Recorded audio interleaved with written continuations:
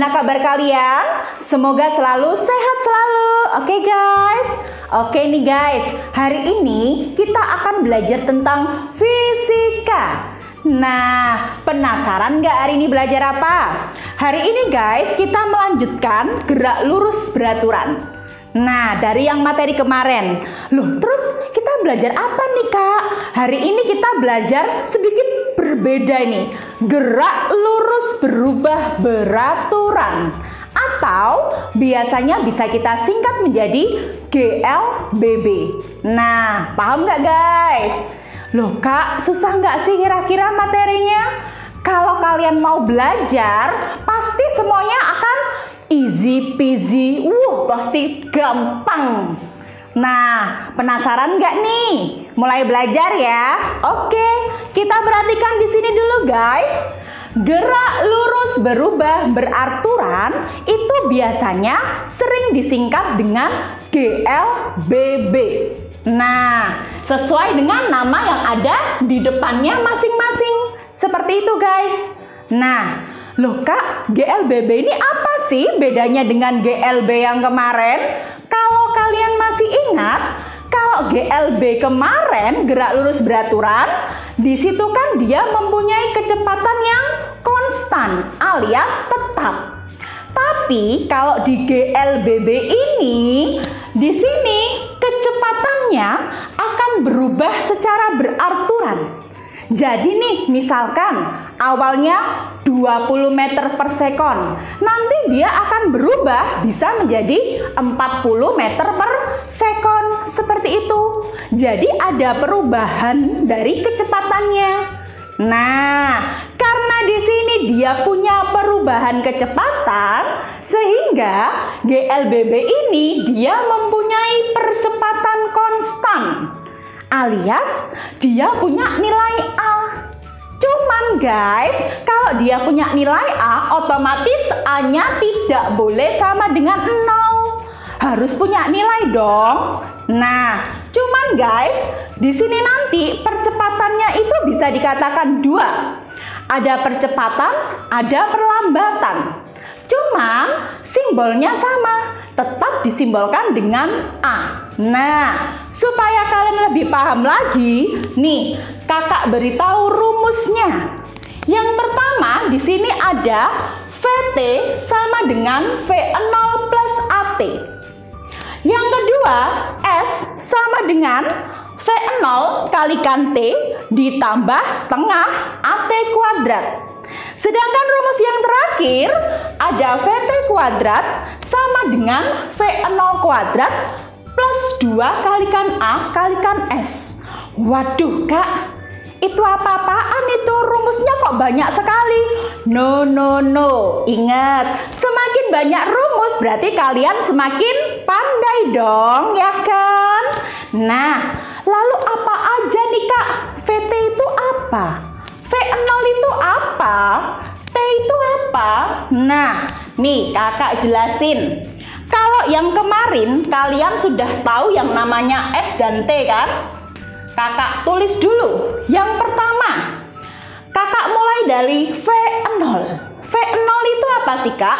V0 itu adalah kecepatan awalnya. Jadi kecepatan mula-mula ketika sesuatu mau bergerak. Seperti itu. Kakak tulis dulu ya.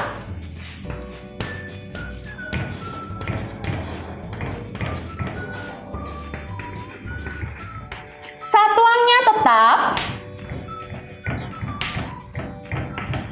Satuannya adalah meter per sekon. Sedangkan VT itu apa Kak? VT itu adalah kecepatan akhir. Nah, kakak tulis kembali.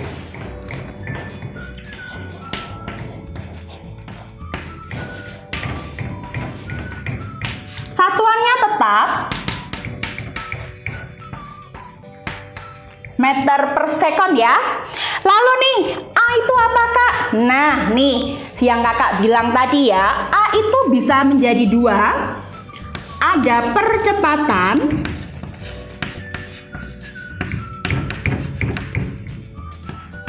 ada perlambatan. Satuan Kecepatannya dia adalah meter per second kuadrat. Ini pun juga sama. Nah, cuman di sini gini. Kalau percepatan nilainya itu pasti positif. Nih, pasti dia positif. Jadi misalkan gini, pertama-tama kamu 20 meter per sekon nih geraknya. Terus kemudian kamu tambah lagi menjadi 40 meter per sekon. Nah, di sini nanti pasti percepatannya dia akan menghasilkan nilai positif. Kalau nggak percaya, nanti kakak beritahu contohnya.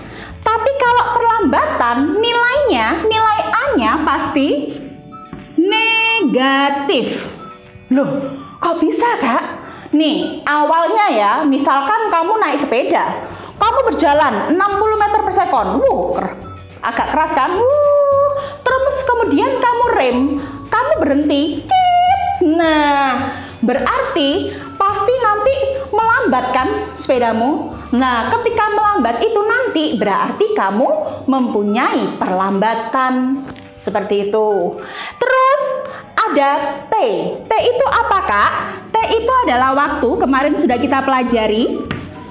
Waktu satuannya adalah second, ya kan?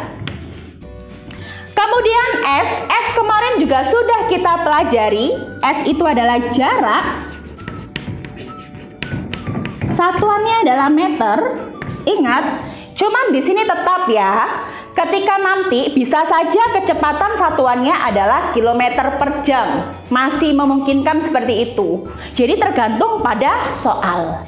Nah, di sini guys, sebelum kakak melanjutkan, biasanya dalam soal itu sering sekali untuk berapakah percepatannya? Berapakah perlambatannya? Loh kak, di sinilah nggak ada perlambatan, percepatan kan lambangnya tadi A kak. Kok nggak ada A sama dengan sih kak? Tunggu, nih kamu bisa lihat ini sengaja kakak tadi tidak menjelaskan dulu. Karena kita itu bisa mencari nilai A dengan cara mengubah dari rumus yang ada. Nih, kamu perhatikan rumus yang pertama. Makanya kakak tanda panah ini. Ada VT sama dengan V0 ditambahkan A kali T. Loh kak, kenapa kok nggak pakai ini? Kenapa kok nggak pakai ini? Biasanya nih guys, di soal itu dia lebih sering menampilkan ada kecepatan awal, ada kecepatan akhir. Seperti itu. Nah, makanya kakak ngambil dari rumus yang pertama. Di sini kan ada VT sama dengan V0 ditambahkan A kalikan T, ya kan? Tujuan kita kan ingin mencari A. Gini, kalau A sama dengan otomatis ini karena dia penjumlahan, kakak pindah ke ruas sana. Berarti dia pasti jadi VT kurangi V0. Nah, ini kan A kali T. Kalau perkalian otomatis ketika dia pindah ruas berarti jadi pembagian. Berarti per T. Sehingga kalau mencari A ketika ada VT dan V0 dan juga T, kita bisa menggunakan rumus ini. A sama dengan VT min V0 per T. Nah, seperti itu. Gimana? Jadi ada 3 rumus ini ya. Kak, kok banyak rumus gitu sih kak? Terus kapan aku menggunakannya? Nah, kalau fisika itu kalian harus mencari diketahuinya. Ketika kamu tahu diketahuinya ada apa saja, tinggal kamu sesuaikan. Dari ketiga rumus ini yang ada semuanya, maksudnya bukan ada semuanya ya, setidaknya misalkan ini ada 1, 2, 3, 4. Kan ada 4 yang diketahui nih. 3 itu harus tahu. Harus sudah ada nilainya. Berarti nanti yang kita pakai rumus ini. Kalau yang untuk ini tuh 2, 3, 4. Ada 4. Setidaknya 3 itu juga harus tahu dari yang ini. Jadi intinya kalau fisika, apa yang diketahui terus cocokkan ke rumusnya. Nah, supaya paham nih, lihat nomor 1. Sebuah kelereng bergerak dalam keadaan diam. Setelah 5 second, kecepatannya menjadi 20 meter per sekon. Percepatan kelereng kelereng sebesar. Nah, kalau kamu lihat di sini, kakak tulis dulu diketahuinya. Diketahuinya itu apa aja sih, Kak? Nah, kamu lihat di sini. Sebuah kelereng bergerak dalam keadaan diam. Kalau awalnya diam, artinya V0-nya pasti 0. Nah, ini juga harus kalian ingat ya. Kalau awalnya diam, terus bergerak, berarti V0-nya 0. Tapi ada VT-nya. Tapi sebaliknya, awalnya bergerak, kemudian direm berhenti, berarti kebalikannya. V0-nya ada, tapi VT-nya 0. Karena apa? Habis bergerak, dia direm berhenti. Nah, makanya VT-nya 0. Itu yang harus kalian pahami. Back to soal ya. Di sini karena diketahui dalam keadaan diam awalnya, berarti V0-nya adalah 0 meter per second. Perlu ditulis, Kak? Ya perlu untuk perhitungan, guys. Lanjut. Setelah 5 second, berarti second adalah T, time. Berarti 5 second. Kecepatannya menjadi 20 meter per second. Berarti di sini kecepatannya menjadi, ada kata menjadi jelas, itu adalah VT. VT ya. Berarti kakak tulis 20 meter per second. Ditanyakan percepatan kelereng, berarti ditanya adalah A.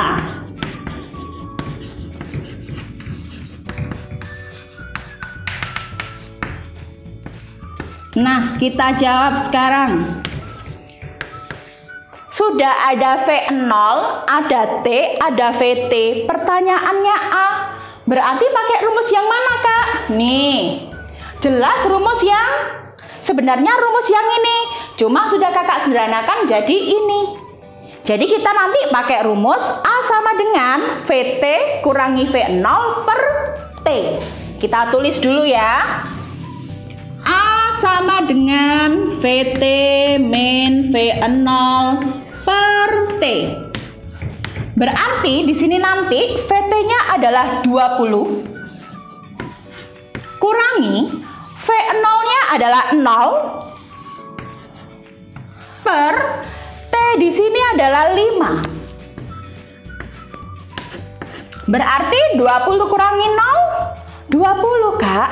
Terus per 5. Berarti 20 per 5 itu berapa, guys? Yuk, berapa yuk? Dihitung bareng-bareng. Ting. Oh, 4, Kak. Sip, betul.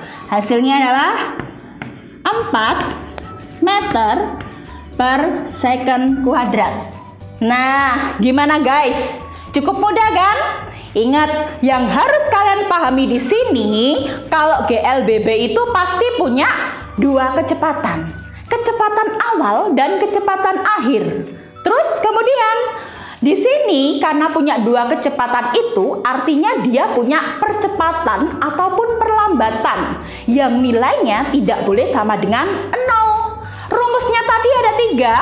VT sama dengan V0 plus A kali T.